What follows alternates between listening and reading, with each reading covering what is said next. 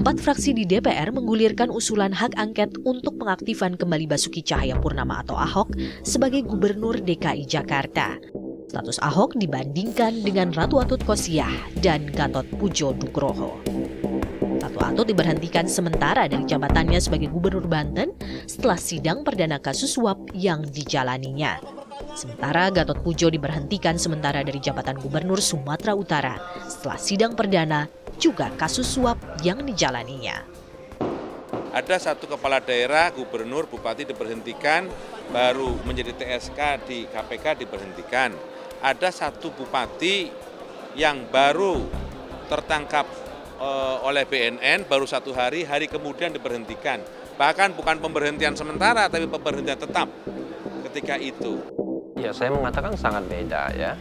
Pertama, apa yang dilakukan oleh Gubernur Pujo dan Gubernur Atut itu adalah murni kriminal. Jadi kalau saya ingin mengatakan orang tidak akan berdebat apakah kasus yang bersangkutan kriminal atau tidak, karena kasusnya adalah kasus korupsi dan kasus suap, kan begitu. Jadi jauh berbeda. Dan kalau untuk korupsi ya, suap juga termasuk korupsi, kan itu sudah tidak ada lagi toleransi. Di situ dikatakan bahwa korupsi, makar, ya, lalu kemudian terorisme, perbuatan yang mengganggu keamanan, ya, itu adalah perbuatan-perbuatan yang memang punya konsekuensi harus dinonaktifkan ketika menjabat sebagai kepala daerah.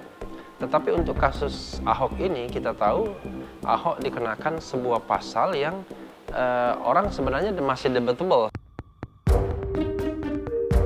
Menurut Undang-Undang Nomor 23 Tahun 2014 tentang Pemerintahan Daerah, kepala daerah dapat diberhentikan sementara karena didakwa tindak pidana kejahatan dengan ancaman penjara paling singkat 5 tahun.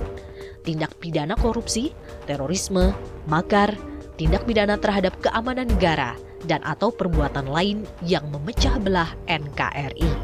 Dan atas dakwaan kasus-kasus ini, kepala daerah dapat diberhentikan sementara tanpa melalui usulan Dewan Perwakilan Rakyat Daerah. Memang memberhentikan sementara itu ada alasan-alasannya ya. Pertama tadi saya katakan, kalau korupsi no doubt kita tidak berdebat. Kalau makar tidak berdebat, terorisme tidak berdebat, tindakan tetap gangguan keamanan tidak berdebat.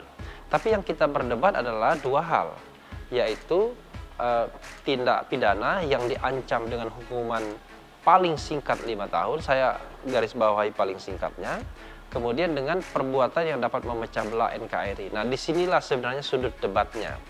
Dari perdebatan tersebut memang ada pendapat pro dan kontra. Ada yang mengatakan perlu dinonaktifkan berdasarkan pasal tersebut, tapi ada yang sementara orang mengatakan tidak perlu dinonaktifkan, termasuk saya misalnya. Ya salah. Ya karena pasal 183 ayat 1 dan 2 itu, Undang-Undang Nomor 23 tahun 2014 itu, tentang ya dia terdakwa kan.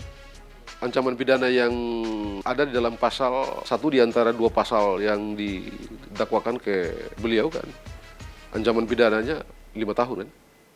Walaupun di dalam 156 KUHP itu disebut selama-lamanya 5 tahun gitu.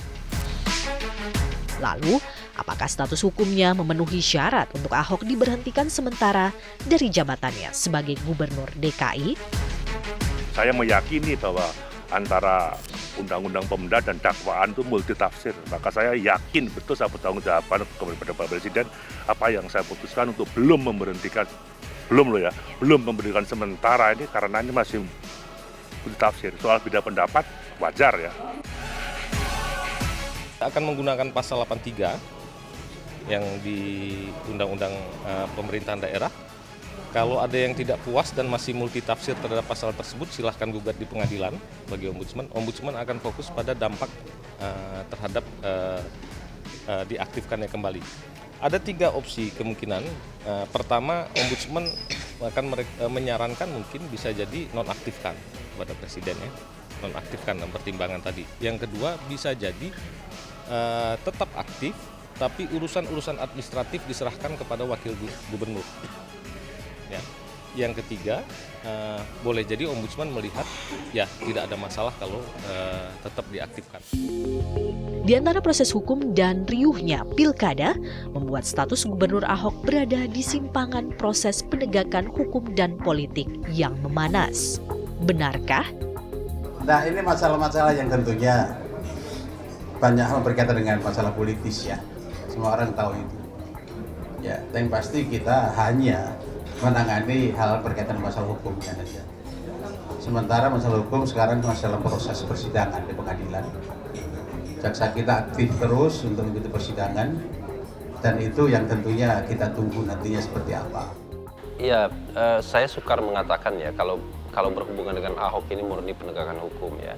Dari awal saya kira kasus Ahok ini memang kasus politik ya.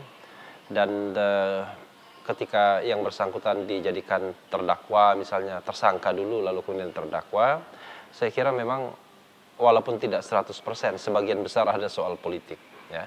Hanya memang ya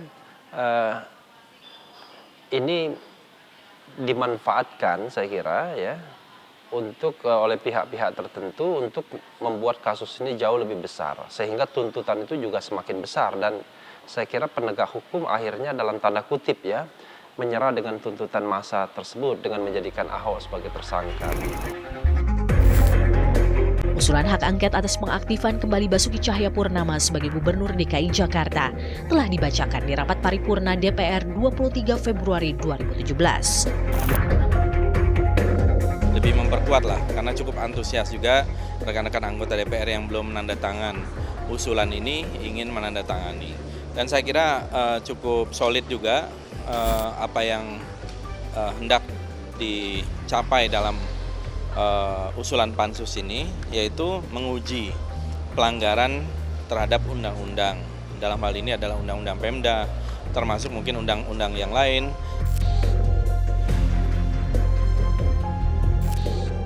Usulan hak angket telah lolos persyaratan pengajuan. Lalu kemanakah hak angket akan membawa status Ahok?